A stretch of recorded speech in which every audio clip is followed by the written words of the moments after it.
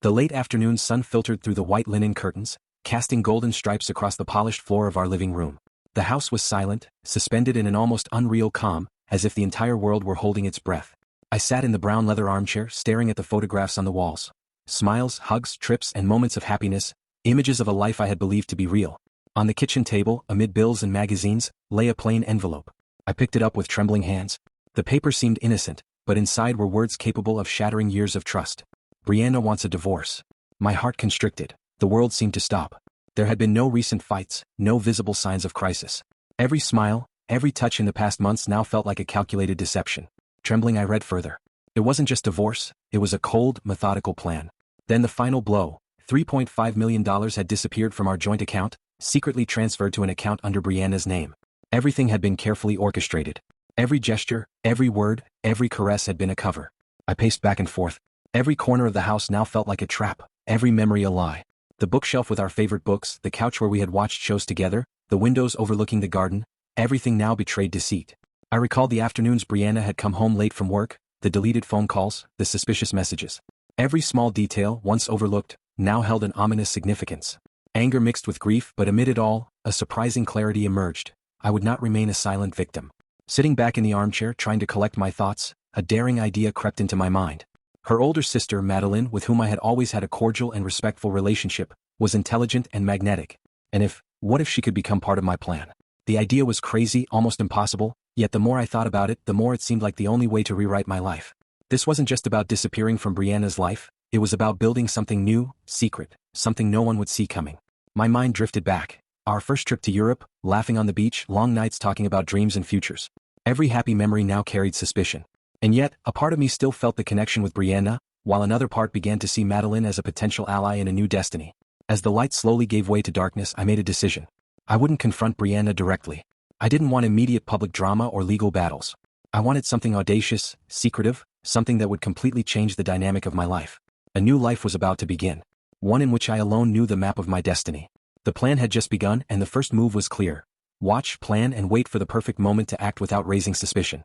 The following days were a haze of careful observation and quiet contemplation. I moved through my house like a ghost, performing daily routines with meticulous precision while my mind worked overtime, piecing together a plan that no one could anticipate. Every interaction with Brianna felt like walking a tightrope over a pit of lies. She smiled, casually asked about my day, mentioned trivial things, but beneath it all, I sensed the cold efficiency of her betrayal. I had to act carefully. Anger could destroy me as much as it might her. I needed patience, intelligence, and discretion. My first thought kept returning to Madeline. She was sharp, independent, and had always treated me with a mix of warmth and respect. Unlike Brianna, she seemed grounded, someone whose judgment I could trust, even if what I was about to ask was morally complex. I invited Madeline for coffee under the guise of casual catch-up. She arrived in a flowing dress, her presence commanding without effort, carrying the subtle confidence of someone used to being in control.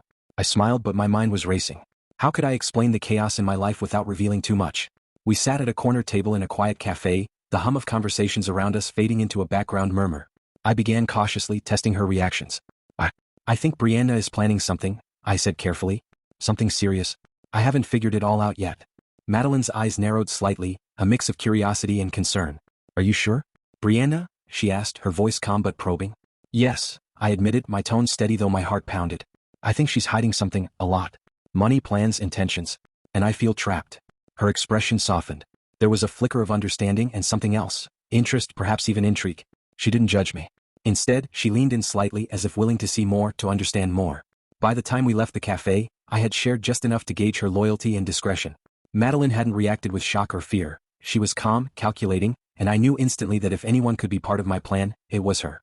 Over the next week, I mapped out the first stages of my strategy. Disappear from Brianna's life subtly so she wouldn't immediately suspect my moves, secure my finances, ensuring the $3.5 million wouldn't be lost or traced too quickly. Build a discreet alliance with Madeline, gradually shifting our interactions from casual to secretive. Prepare for a public reveal, but only once the plan was complete, ensuring Brianna's shock and total lack of control. Every step required patience.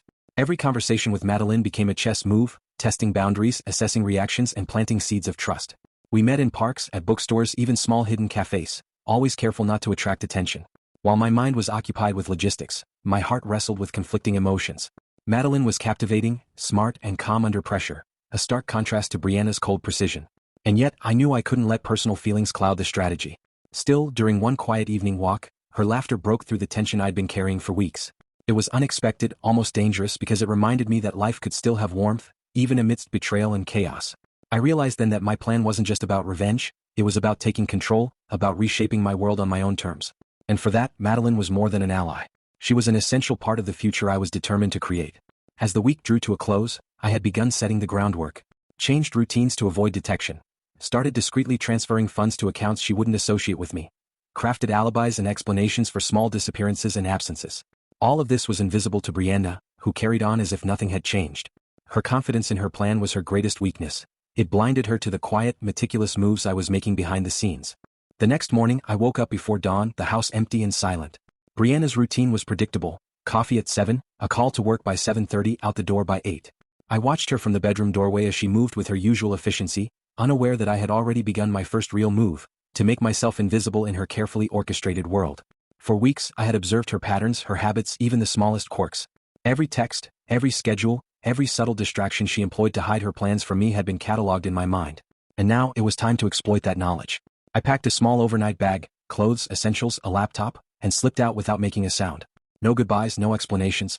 Brianna would wake later and find me gone. Not missing. Not running. Just absent. I moved to a small rented apartment across town. Its anonymity suited me. No connections to my current life, no familiar faces to betray me.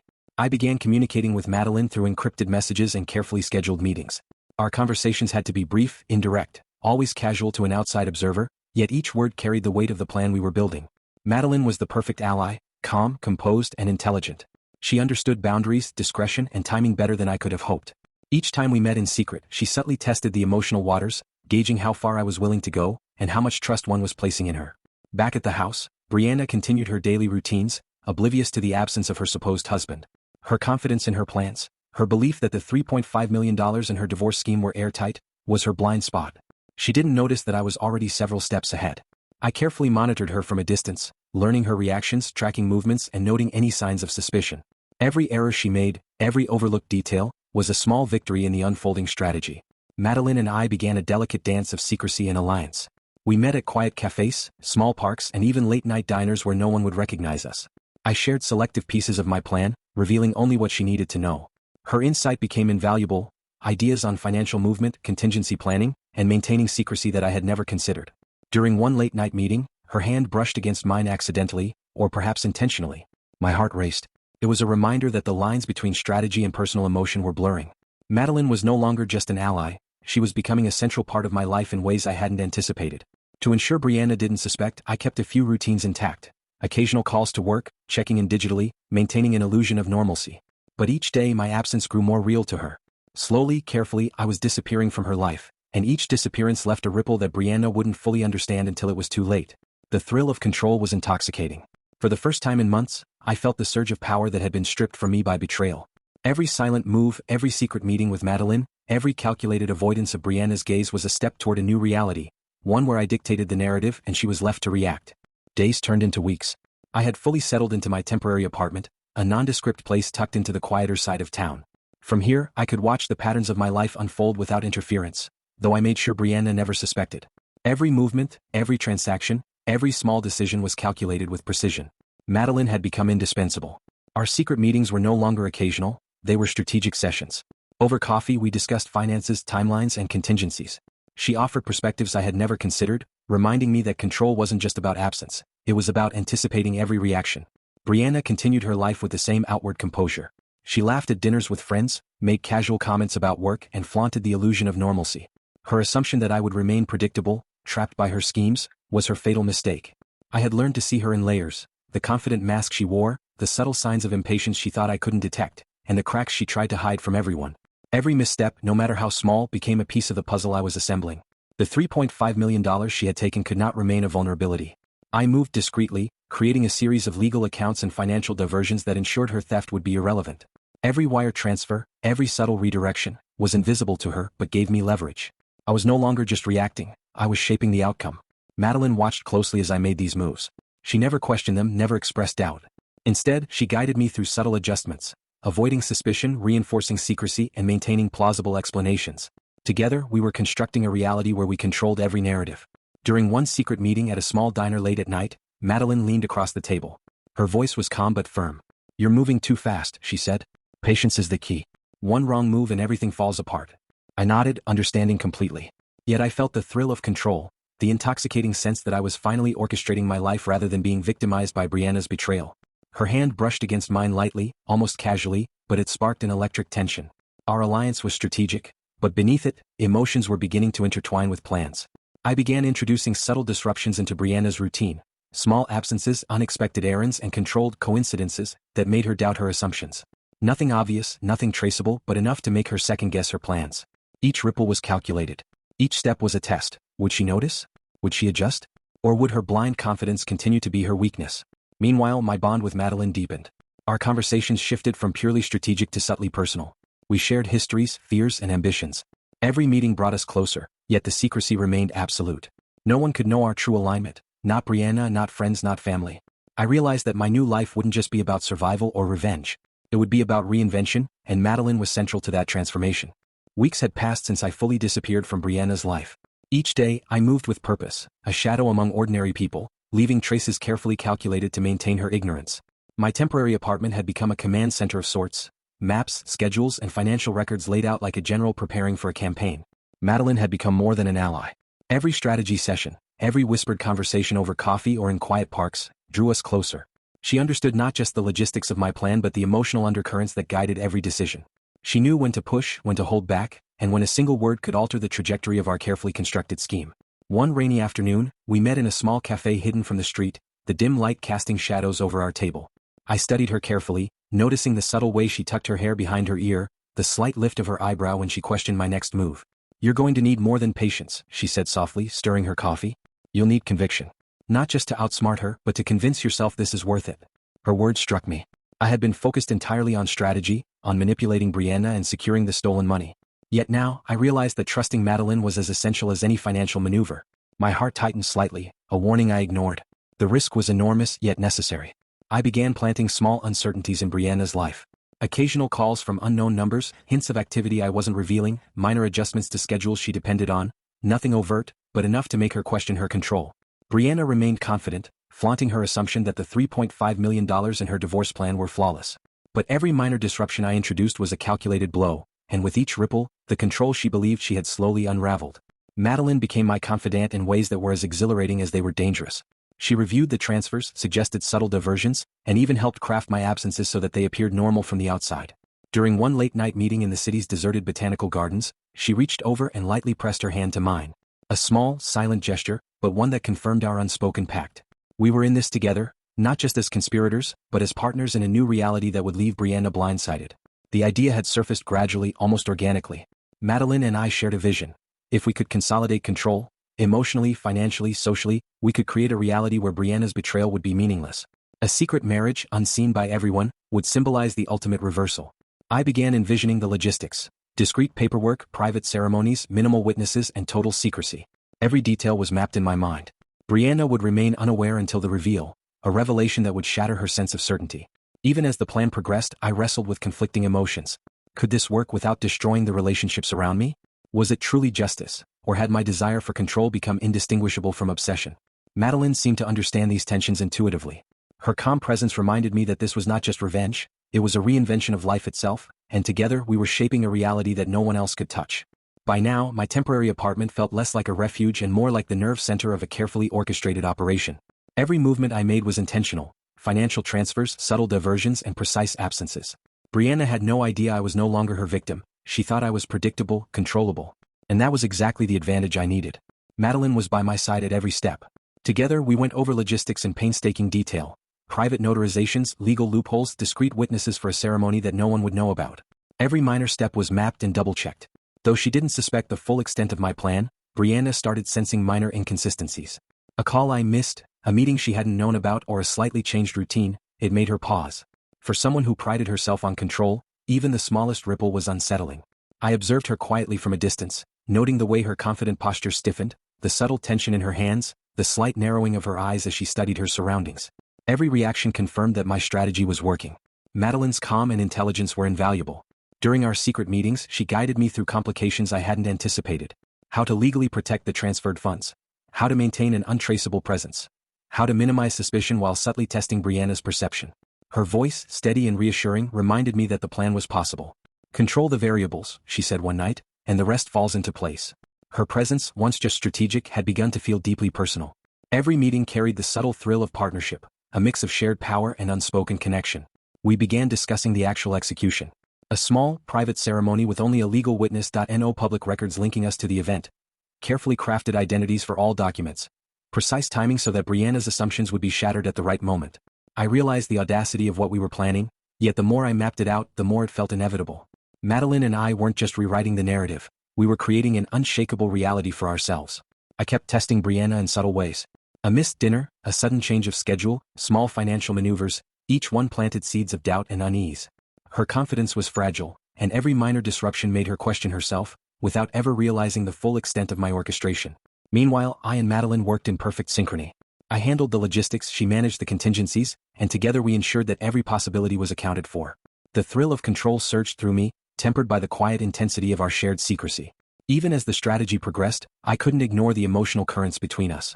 Madeline's hand on mine, her knowing glances, the subtle warmth of her presence. It complicated everything, but in a way that felt natural to the plan. We weren't just allies, we were partners in every sense, emotionally and strategically. And as Brianna remained oblivious, the psychological tension grew. Every small success felt like victory, but every encounter with Madeline reminded me that this new life carried risks far beyond simple strategy. By now, every detail of the plan had been meticulously prepared. My temporary apartment was littered with legal documents, financial spreadsheets, and maps of schedules. Madeline and I had rehearsed our moves over and over. Each step calculated, each contingency planned. The stakes had never been higher. Brianna, meanwhile, remained oblivious to the full scope of my actions, but cracks were beginning to appear. A misdirected phone call here, a missed meeting there, small inconsistencies in what I told her about my routine. These tiny disruptions were enough to make her second-guess her sense of control. Madeline and I met late one night at a quiet park. The air was thick with rain-scented tension, and the soft glow of street lamps cast long shadows across our faces. "You've done everything perfectly so far," she said, her voice low, almost a whisper. "But the hardest part is next. Once we execute the marriage and secure the money, there's no turning back. You need to be certain." I nodded.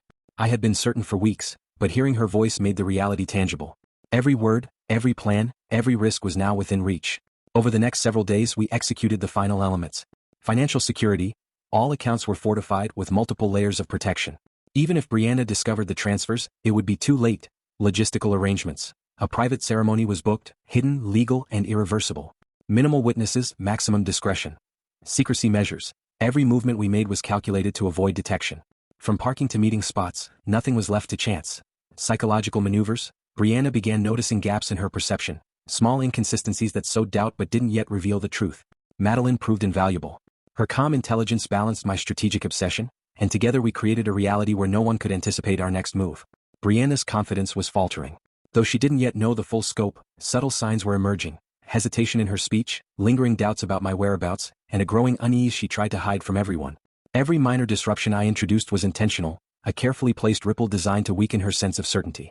Each time she faltered, I felt a surge of satisfaction, but tempered by the quiet awareness that the plan's success relied on absolute discretion. Madeline and I shared glances that carried more than strategy. Every meeting, every whisper, every touch reinforced the bond we had created, not just as conspirators but as partners in a new life. We weren't just orchestrating a marriage in secret. We were rewriting the narrative of betrayal, control, and power. Brianna's ignorance was our shield, our connection, our weapon. Standing in the dim light of my apartment, looking over the plans one final time, I realized the enormity of what was about to happen. The secret marriage was imminent. The financial transfers were secured. Brianna's illusions were unraveling, piece by piece. Madeline's presence beside me was a silent affirmation. We were ready. Everything had been calculated. Everything had been rehearsed. And soon, the world as Brianna knew it would be irrevocably changed. The day had finally arrived. Every detail, every contingency, every risk had been meticulously planned over weeks of secrecy and strategy. My heart pounded, not with fear but with a potent mix of anticipation, triumph, and the quiet thrill of executing a plan no one had ever anticipated. Madeline and I met early in the morning at a small, discreet chapel on the outskirts of the city. The building was old but elegant, the kind of place where whispers and footsteps could be contained, leaving no trace behind. Only a single legal witness would attend, and even they had been sworn to secrecy.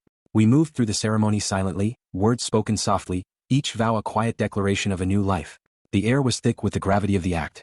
This was more than a marriage, it was a statement, a reclamation of power and freedom from the betrayal that had once threatened to consume me.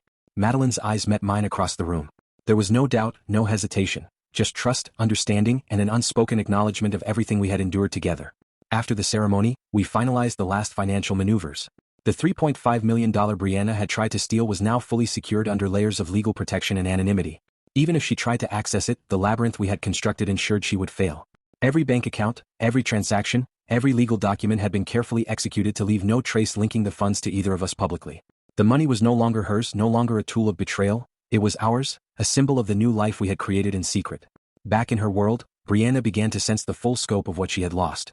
Minor disruptions, carefully planted over weeks, escalated to undeniable proof that she no longer controlled anything. Her confident posture faltered, her speech became hesitant, and the realization hit her like a physical blow. I was gone, her plans had failed, and she had no power over the life I had built with Madeline. Every manipulation, every absence, every subtle psychological game had come together to reveal the truth in a single devastating moment. Her betrayal had not only failed, it had strengthened my position. Madeline and I stood together outside the chapel, the city lights glowing faintly in the distance. There was a quiet satisfaction in the air, not just the satisfaction of revenge but of having created a life entirely on our own terms. We had taken a story of betrayal, secrecy, and deception and transformed it into one of control, trust, and partnership. Brianna's $3.5 million, her carefully planned divorce, her illusions of dominance, all of it had crumbled silently, leaving her powerless while we emerged stronger than ever. For the first time in months, I felt a sense of true freedom. The past was behind us, the plan executed flawlessly, and the future, our future, was completely ours to define. As Madeline and I walked through quiet streets toward our new home, I realized that every step of the journey had been a test of patience, intelligence, and emotional fortitude. The betrayal that had once threatened to destroy me had instead become the foundation for something extraordinary. We had not just survived the storm, we had redefined it, creating a world where loyalty, trust, and strategy intertwined to create something that Brianna could never touch. And as we disappeared into the night, hand in hand, I knew one thing for certain. This life, our life, was ours alone, and nothing could ever take it away.